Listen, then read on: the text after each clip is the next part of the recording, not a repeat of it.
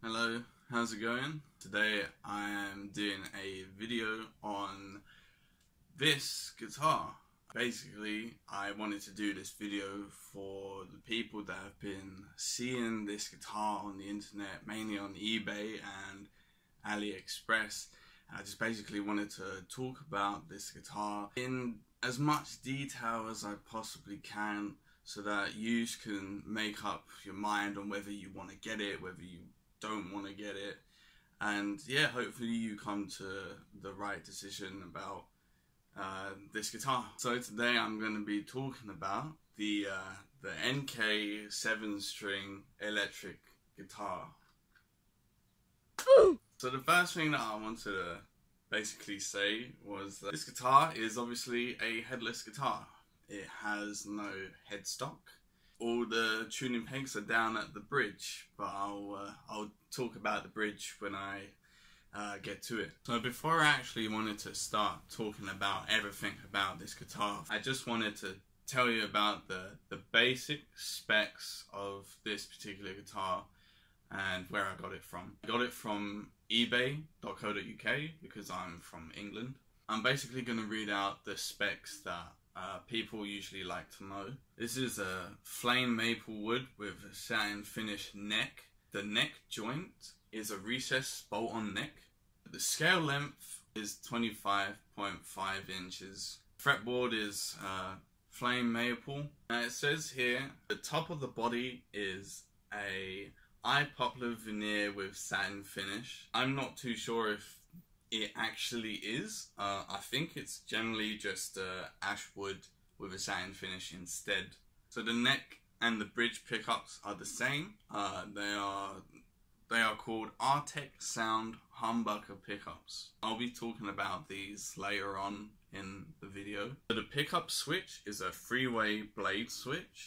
And it says here with coil split on push-pull tone knob. So it says that for the tone knob, but it's actually also for the volume knob too. One is for each pickup. You do get a nice little gig bag with it too. It's generally sitting behind me. Very nice, very little thing that generally fits this thing in there. And it weighs 6.61 pounds. As I'm talking about this guitar, I'm going to be talking about the guitar from the very top, and I'll just basically work my way down to the bridge and any other bits and pieces along the way. The first thing that I wanted to talk about was this little thing here, basically where you just thread your string through this wooden piece in order for it to just basically weave its way through so that you can string it down the bridge. The strings can go through it. The problem that I kind of have with it is that the strings don't go all the way in the holes. Sorry for the blurry camera. Yeah, the strings look like they don't go all the way through, and really they should go all the way through, but they don't. Another thing to talk about while we're talking about this top area is the truss rod. And I've seen people say that they've had their guitar come and their truss rod is misaligned, and therefore they can't adjust it easily. This one's totally fine, as you can see there. Yeah, so it's totally easy for me to adjust the truss rod and stuff like that. NK actually supply you with a tool that can adjust the truss rod as well as the spring tension on the bridge. So one other thing that I actually wanted to talk about in this top region is actually when you are actually restringing the guitar and you're putting the strings through this little string dock. When you actually put it through, you actually have to pry the string upwards, and then you'll be able to actually feed it through, and then you'll be able to pull it through, which I generally think is which is quite bad. It's actually left some indents in the wood of the neck, but it's okay. It still works. It's all good. Next thing is the nut. Now I've had a serious problem with the nut. Whenever I use the Tremolo system, sometimes it can whack my guitar out of tune. This can be a massive problem, but I've managed to work my way around it slightly. It's not as bad as it was, but I've managed to get through it. So I basically had to buy like a filing kit. I basically filed the gaps in the nut so that the strings have more freedom to move around. It's worked to an extent. Sometimes my 6th string can go out, my 5th string can go out too. Very rarely the bottom 3 strings actually go out of tune, so that's a bit of a plus, I think. The nut I'm personally looking to replace at some point. The feel of the neck actually feels pretty nice. Playability, you know, how does it feel when I'm fretting, and it feels pretty nice. I can do quite a nice bit of legato on it and things like that, and it doesn't sound completely dead. Obviously I've had to adjust the action. The problems that I've actually had with playing this is when I'm adjusting the action, especially, sometimes I can get a bit of a fret buzz. If you can hear that, it's just about buzzing. Basically, I've adjusted the action right before where it starts buzzing completely. Like this thing, if you adjust it too much, you hit this note, it will just buzz. It won't sound like a note, it will just sound like just buzzing. And it only happens really with the 3rd fret currently. I haven't really found buzzing anywhere else. Other than that, the playability of this, it is nice. I do personally like it. One thing I did struggle with, I've recently discovered that I had a problem with it, is the access to the 24th fret. When I'm trying to hit this very high E, my pinky can just about touch it. I did try and switch and use my ring finger, but my pinky is getting crushed as I'm trying to hit that 24th fret, and it's even worse when I'm trying to bend. So that's another problem that I've actually had with this particular guitar. One massive problem that can occur at times, if you use string bending, this problem is going to occur quite a bit, especially on the wound strings for sure. If you do a massive bend and then you hit the string afterwards, it's going to sound lower in pitch, and it's just basically the guitar has gone out of tune because of how hard the string has been bent. And this is because, for me, I've managed to find a way to use the tremolo system without it actually going out of tune. I'll talk about the tremolo system in a bit. It does suck quite a bit. Basically, don't bend strings too hard.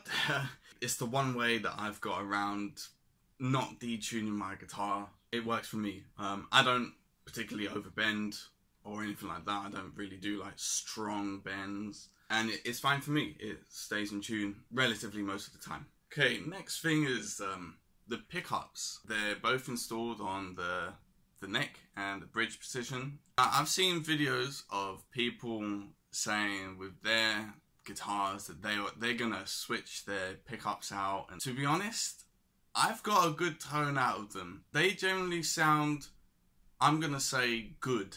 Especially the neck pickup, especially like with a clean sound, definitely. The clarity that it actually delivers is surprising for a cheap Chinese guitar. I'm personally still contemplating whether to change them out, but at the moment, I'm happy with them. I've made some stuff with them. I'll keep going and making some stuff with these pickups installed. I'm alright with it. They also come with split coils, as you can see there. The tone knob is for the bridge and the volume knob is for the neck. To be honest, I don't like the split coils. They make the signal sound weaker rather than giving it that kind of like Telecaster sound or anything like that. So I generally just don't really use them that much. Just stick with the normal settings, and yeah, you'll be able to get a pretty good tone out of it. I think this is probably the most interesting part of this review of this guitar, and it's the bridge. This bridge, I'm gonna say, is pretty damn unique. I can't find another bridge that matches its mechanisms in any sort of way, particularly a 7-string type. I've tried looking for a good few weeks now and I can't find anything.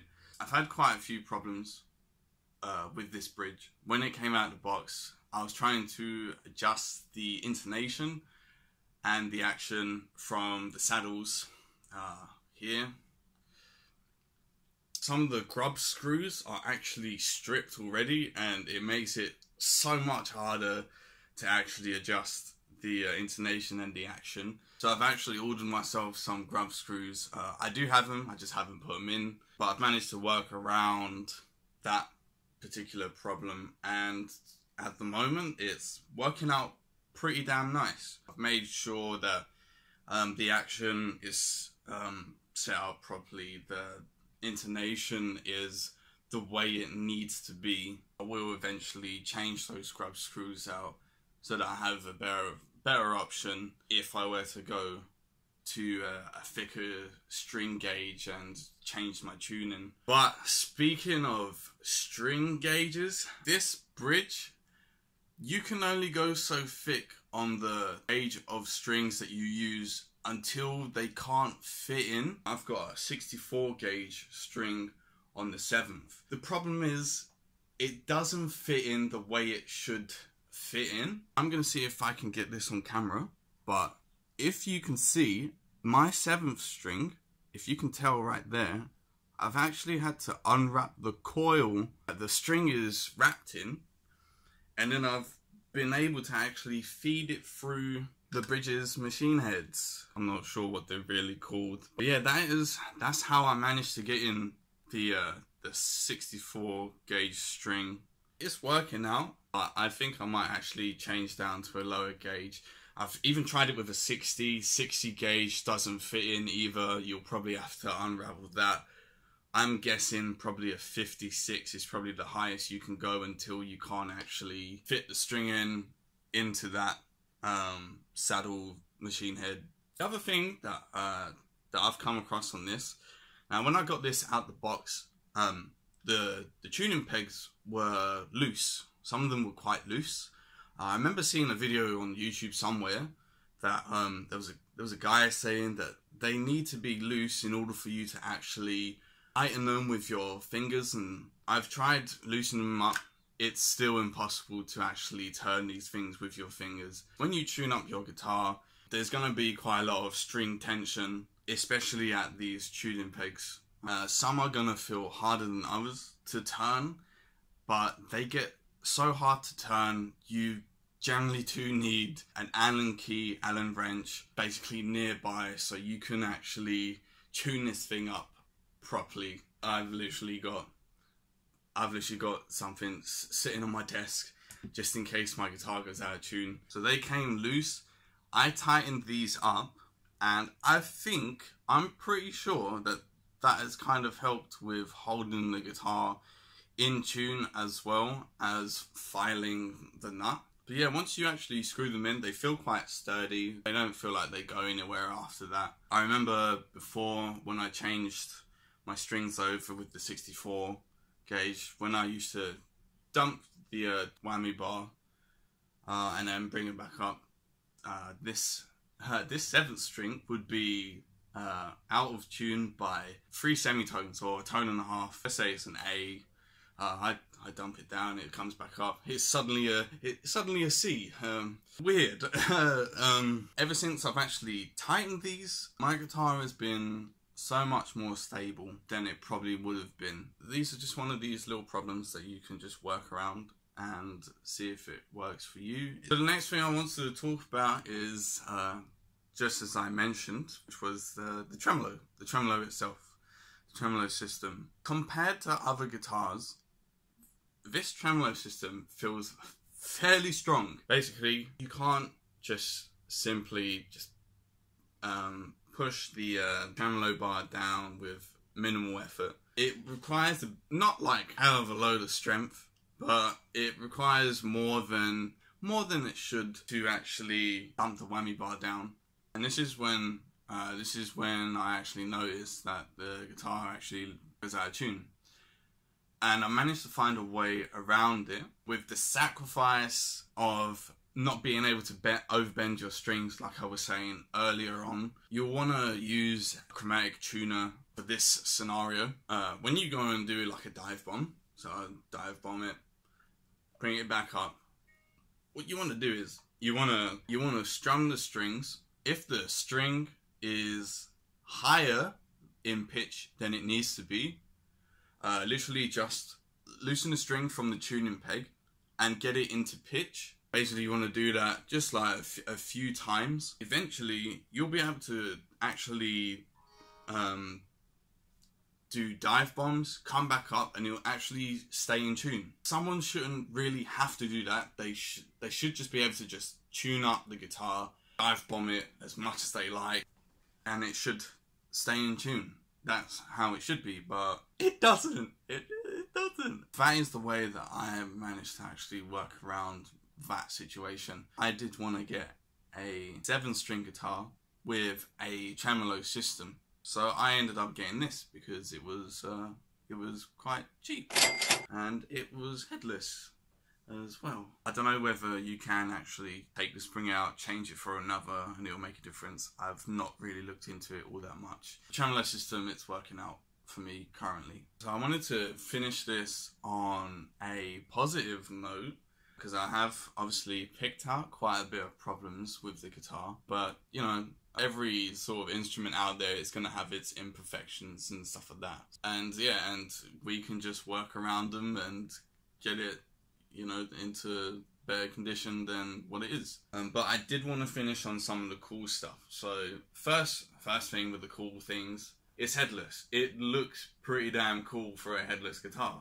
The shape of the body especially, I really do like this. These sort of cutaways, it does really make the guitar stand out. I really do like the paint job on this particular guitar as well. When I actually ordered this guitar, the paint job was actually a bit different to this. I am not fussed about the paint job whatsoever, and to be honest, it actually looks better than it was in the pictures, and even the pictures looks really good, but this just looks really nice. Another cool thing is actually this guitar has some contribution to ergonomics. The way it sits on your leg, whether you're playing it on your right leg or you're sitting it in between your legs like a classical style position, it's generally quite comfy. That depends on whether you sit with your legs quite close together or whether you sit with them fairly apart. If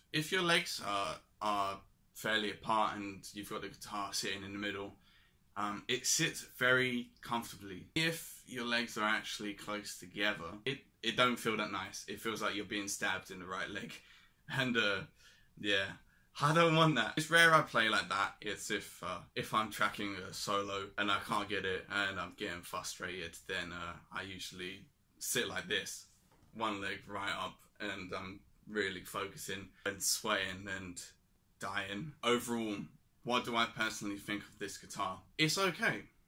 This guitar is okay. There are a lot of, like I said, there are a lot of problems with it. But the good thing is, these are problems that someone can actually work around, and it works out most of the time from then on. I actually just wanted to give this guitar a good play for like a good month and actually get a proper feel for it. Recently I've been posting on my Instagram quite a lot, and I've been getting quite a few questions on this guitar, a few PMs of people saying that they've been eyeing these guitars up and whether they're worth it.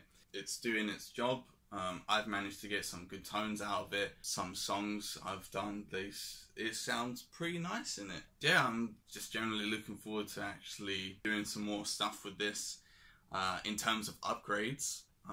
You know, hopefully one day there will be a bridge that will match this particular mechanism, and I will be able to replace this with something that is more usable, you could say user-friendly.